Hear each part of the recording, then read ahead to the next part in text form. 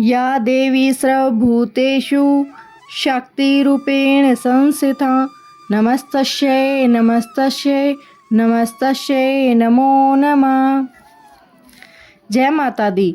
देवी जगदम्बा के 9 स्वरूपों में से 7 स्वरूपों की कथा हम सुनने के बाद आज हम आ चुके हैं अष्टम नवरात्रि के पावन पर्व में। चैत्र मास के अष्टम नवरात्रि की अधिष्ठात्री देवी है माता महागौरी। आज के शुभ दिन पर देवी महागौरी की पूजा अर्चना कैसे करें, भक्तों की सभी मनोकामनाएं पूर्ण होती हैं। महागौरी नाम से ही हम समझ सकते हैं कि एक ऐसी देवी को दर्शाता है। उनका स्वरूप ममतामयी है। पिछली वीडियो में हमने देखा कि देवी पार्वती ने शुंभ तथा निशुंभ नामक दैत्यों को वध करने के लिए एक ऐसा रूप धारण किया जिसमें उनका रंग अंधकार जैसा काला हो गया। इस भयंकर रूप में उनका नाम कालरात्रि पड़ा। शुंभ निशुंभ को उनकी विशाल सेना सहित परास्त कर दिया था। देवताओं को पुनः स्वर्ग लौटा दिया था। जब देवी कालरात्रि अपने कार्यों को पूर्ण करके अपने पति भगवान शिव जी के पास आई तो उनकी काली त्वचा देखकर भगवान शिव ने उपहास में उन्हें काली कहकर संबोधित कर दिया। तब देवी कालरात्रि ने ये विचार किया कि उन्होंने यह रूप केवल दानवों को मारने के लिए लिया था, अतः अब उन्हें इस रूप को त्याग कर पुनः अपने सुंदर स्वरूप में वापस आ जाना चाहिए। उन्होंने अपने इस त्वचा को दूर करने के लिए अनेक प्रयास किए, लेकिन वे निष्फल रही। उन्होंने आखिर में निश्चय किया कि वे ब्रह्मा जी की तपस्या करेंगी, जिससे वे उन्हें कोई उपाय बता सकें। फिर उन्होंने ऐसा ही किया। ब्रह्मा जी तपस्या से प्रसन्न हुए और उन्होंने देवी को सुझाव दिया कि उन्हें मानसरोवर झील में स्नान करना चाहिए। ऐसा करने से उनकी पूर्व त्वचा कांति वापस लौट आएगी। देवी ने ऐसा ही किया और उन्हें अपनी पूर्व श्वेत वर्ण त्वचा वापस मिल गई।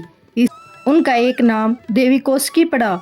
एक बार देवी कौशिकी ने एक दिव्य नदी में स्नान किया, जिसके कारण उनकी त्वचा और अधिक तेजस्वी हो गई और इसलिए अब उनका नाम पड़ा महागौरी।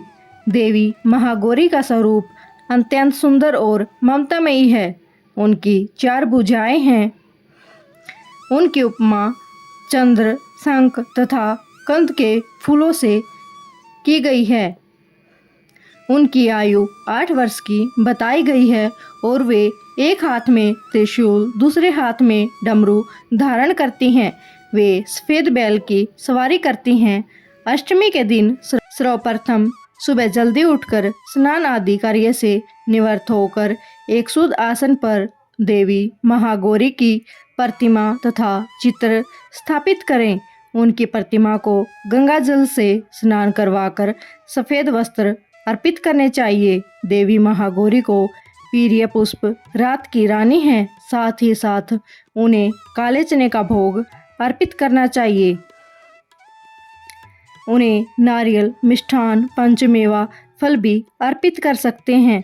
उन्हें प्रसन्न करने के लिए चैत्र नवरात्रि में अष्टमी का दिन सबसे विशेष माना गया है। इस दिन कन्या पूजन तथा बड़े ही प्रेम पूर्वक उन्हें प्रसाद खिलाने का भी विशेष प्रावधान है। कन्या पूजन के लिए 2 से 10 वर्ष की कन्याओं का चयन किया जाता है। ऐसा कहा जाता है कि 2 वर्ष की कन्या कुंवारी, 3 वर्ष की कन्या त्रिमूर्ति, 4 वर्ष की कन्या कल्याणी, 5 वर्ष की कन्या रोहिणी, 6 वर्ष की कन्या कालिका, 7 वर्ष की कन्या चंडिका और 8 वर्ष की कन्या श्यामाबरी और 9 वर्ष की कन्या दुर्गा और 10 वर्ष की कन्या सुभद्रा मानी जाती है। इन कन्याओं की संख्या 9 होनी चाहिए, जो कि देवी जगदम्बा की 9 स्वरूपों को दर्शाता है।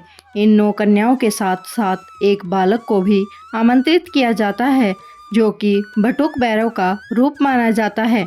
महादेव देवी के सभी शक्तिपीठों की सुरक्षा के लिए एक एक भैरव नियुक्त करते हैं, इसलिए बालक का पूजा में होना आवश्यक है। सब अपनी स्थानीय परंपरा के अनुसार इस प्रकार कन्या पूजन कर सकते हैं उनका पूजन करने के बाद उनको भोजन प्रसाद खिलाएं और भगवान श्री कृष्ण को अर्पित प्रसाद खिला सके तो सर्वश्रेष्ठ होगा। इससे देवी अधिक प्रसन्न होगी। तत्पश्चात उन्हें बेटियां उपहार स्वरूप वस्तु भी आवश्यक प्रदान करें। बनारस के पंचगंगा घाट पर देवी महागौरी का एक सुप्रसिद्ध मंदिर स्थित है, जहां पर नवरात्रि के 8वें दिन लाल चुनरी तथा फूल अर्पण करने का विशेष प्रावधान है। स्थानीय लोगों का कहना है कि चैत्र नवरात्रि में अष्टमी के दिन माता के दर्शन करने से सभी पाप नष्ट हो जाते हैं। तो ये थी चैत्र नवरात्रि के 8वें दिन माँ गौरी की पौराणिक कथा और उनसे जुड़ी हुई कुछ रोचक जानकारी। आपको कैसी लगी कमेंट में ज़रूर बताएं।